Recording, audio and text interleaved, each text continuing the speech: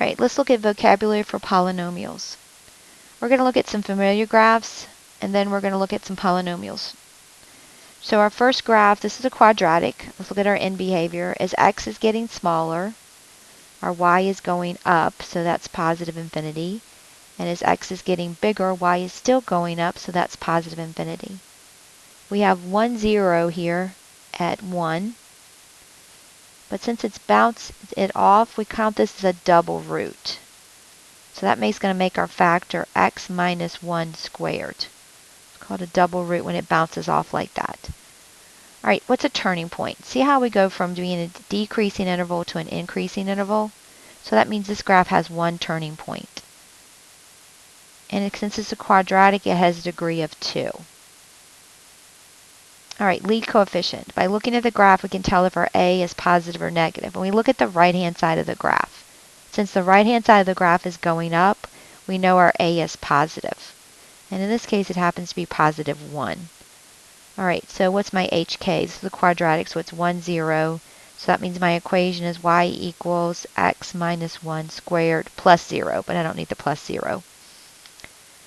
All right, number 2 is another quadratic. Okay, so as x gets smaller, y is going down, so that's negative infinity. And as x gets bigger, y is still going down, so that's negative infinity. This one has two distinct zeros at 0 and 4. So my factors are x minus 4. All right, it goes from being increasing interval to a decreasing interval only once, so it has one turning point. And so it has a degree of 2, because I have 2 zeros. It's a quadratic.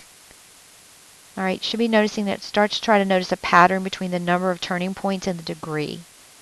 All right, lead coefficient. Here again, I look at the right-hand side of my graph. Since it's going down, I know my a is negative. So in this case, it happens to be negative 1. All right, my hk is 2, 4. So I can write my equation. Y equals negative x minus 2 squared plus 4. And if I needed to, I could put it in standard form. All right, let's look at number 3. All right, this is a line. So as x gets smaller, y is going down. It's a negative infinity. And as x gets bigger, y is going up, so that's positive infinity. It's a line, it only has 1, 0. So it only has one factor. All right, it's increasing the entire time, so it doesn't change intervals, increasing, decreasing. So it has 0 turning points. And a line has a degree of 1, because it has 1, 0. All right, the right-hand side of my graph, it's going up, so that's positive infinity. All right, the equation of this line, it has a slope of 2 and a y-intercept of 4.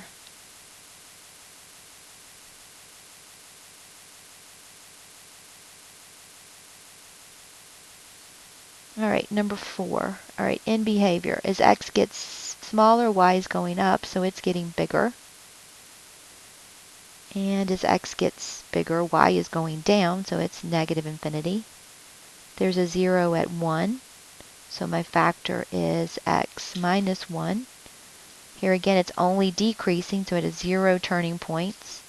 It's a line, it has degree of 1. And my lead coefficient, my right-hand side's going down, so my lead coefficient, in this case my slope, is going to be negative, and it happens to be negative 2. All right, and my y-intercept is 2, so I'm going to get negative 2x plus 2 as my equation. All right, so you may have noticed that the number of turning points, if you add 1, you get the degree. Or the degree minus 1 gives you the number of turning points. Let's see if that holds through with our polynomials. So let's look at some polynomials. All right, in behavior, as x gets smaller, y is going up, so that's positive infinity. All right, and as x gets bigger, y is going down, so that's negative infinity.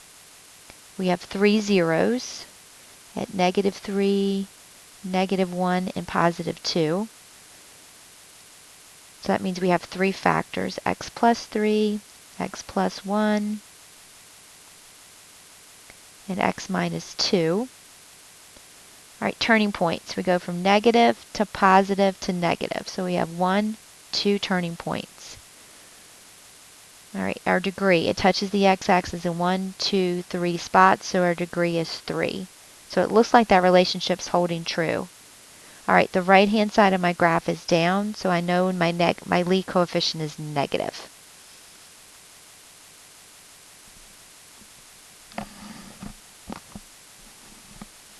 All right, in behavior on this one. As x gets smaller, y is going up, so that's positive infinity. All right. As x is getting bigger, y is getting bigger, so that's positive infinity. All right, looks like we only have 2 real zeros here, and we're going to have to estimate them.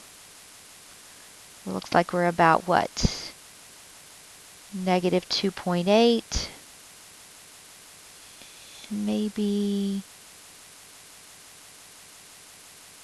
2.5. Don't really like estimating those zeros. We should be able to find them exactly. All right.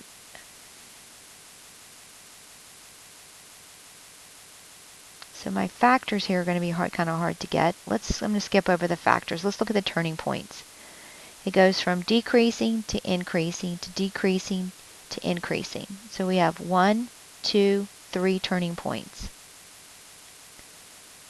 which is going to make our degree, if we add 1 to our turning points, to make our degree 4. I know we're only touching the x-axis in 2 spots, but the other 2 are imaginary. All right, right-hand side of my graph is going up, so that means I have a positive lead coefficient.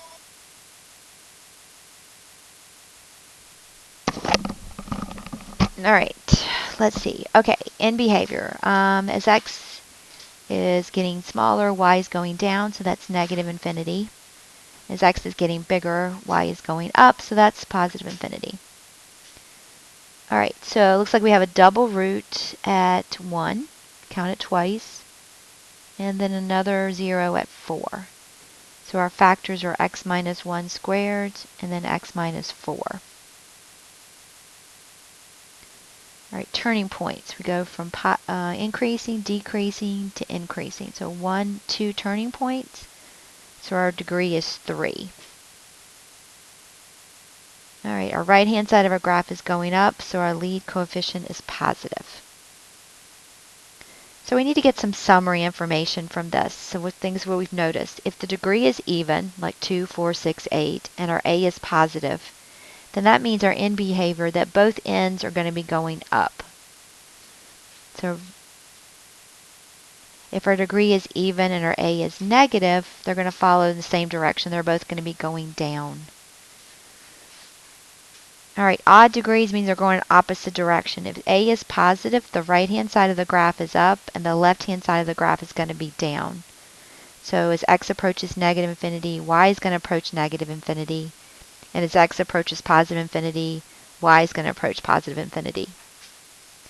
And then if a is negative, that means the right-hand side of the graph is going to be going down. So the left-hand side of the graph is going to be going up. So as x gets smaller, y is going to get bigger. And as x gets bigger, y is going to get smaller. They're going to opposite when they're odd. Opposite odd. So let's use this information to sketch some graphs. All right. So we said, remember, this is what makes our double roots. All right, that theorem. And multiplicity, can't spit it out. How many times a particular number is a 0 for a given polynomial? For example, in the polynomial function f of x equals x minus 3 squared times x minus 5, the 0 has multiplicity of 2, and the 5 has a multiplicity of 1. So we said that this thing has a degree of 3. Okay, so here we have 3 distinct zeros. So we have a 0 at negative 3, at positive 2, and at positive 4. All right, our a is negative 1, and our degree is 3. So that means we're going the opposite direction. All right, so our right-hand side of our graph because A is negative, is going to be going down. So that means the left-hand side of my graph is going to be going up. All right, what I don't know without plugging in some point is it's how high. That's why we're sketching this thing.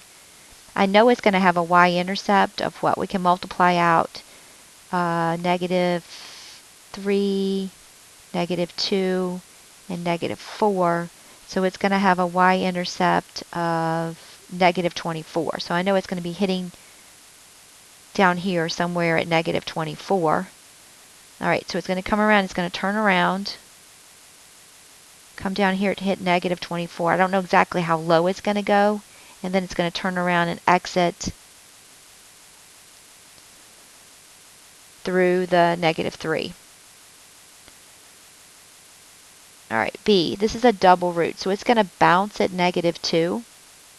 Then I have a 0 at 1 and a 0 at 3. All right, in behavior, so my degree, my A is positive, so that means the right-hand side of my graph is going to be up. My degree is 2, 3, 4. Degree is 4.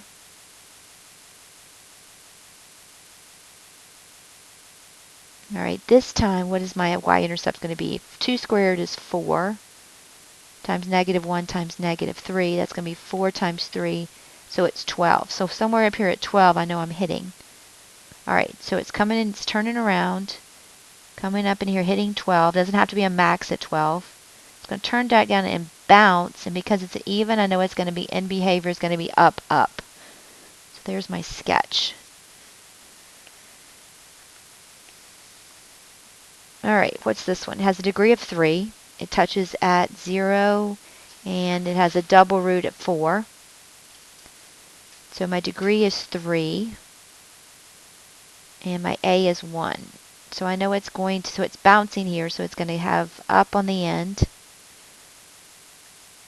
It's going to come around, and so it's going to have to exit out this way. So it's going to turn around somewhere and come out, exit, because my in behavior is opposite, because it's odd. All right, let's look at the last one. All right, my 0 is a -5, and it's a double root. So it's going to bounce there. A is -1. I have another double root at 1. It's going to bounce there. Degree is 4. 2 plus 2 is 4. All right, remember we have a double root here. So this is coming from, it's going to, in behavior is out. So it's going to, in behavior is looking like that. So it's bouncing. It's going to come around and hit, what's my y-intercept? It's going to be really small. What's that? -5 squared times -1 squared. So what, -25? So it's hitting somewhere here down here at -25.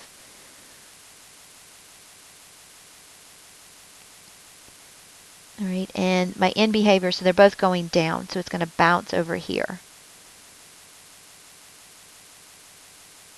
So it's going to bounce, it's coming around somewhere and turning around down here and going out. So both in behaviors are negative. All right, being able to sketch these graphs are going to help a lot in your future math courses.